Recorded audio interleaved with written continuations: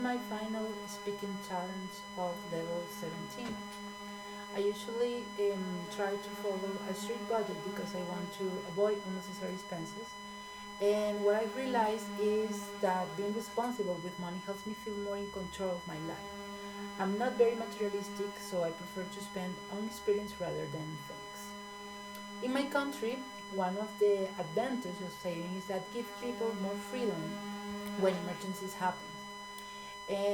However, what many people don't realize is that inflation makes it hard to actually grow your savings. Some people even take a loan just to cover basic needs, which makes saving even harder. For example, I have to save up for several months to buy a new cell phone.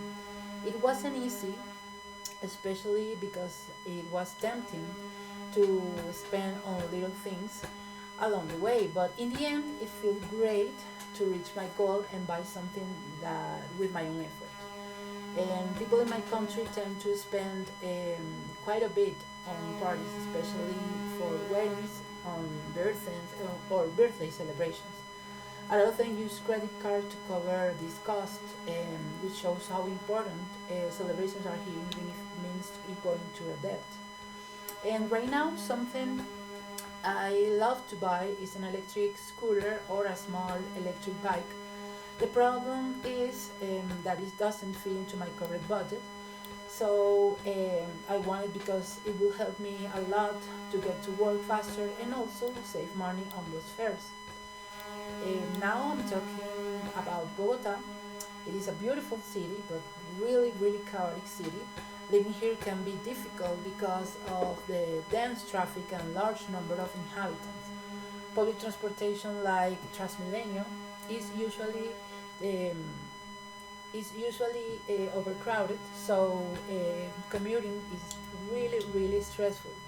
Also, in some districts, there are safety problems that make people feel uncomfortable or worried. In my opinion, a nice city offers good public services, safety, and a strong sense of community. People want to feel that their needs are being taken seriously and the place that they live in is clean and organized. When inhabitants feel ignored, it really affects their quality of life. The movement of people also affects how cities functions. Like Bogota, for example, has received many of immigrants, especially from Venezuela. I'm actually one of them, and as an immigrant, I've noticed how things bring both diversity and challenges, like more competition for jobs and housing. Um, Migration has definitely become a huge problem here in Colombia, mostly because how sudden and dense the influx of Venezuelan immigrants has been. It has put a strain on housing, jobs, and public services. Many migrants end up working in the informal sector and don't have access to stable opportunities. Still, I think with good planning, migration can bring important economic and cultural benefits to our society. Thank you.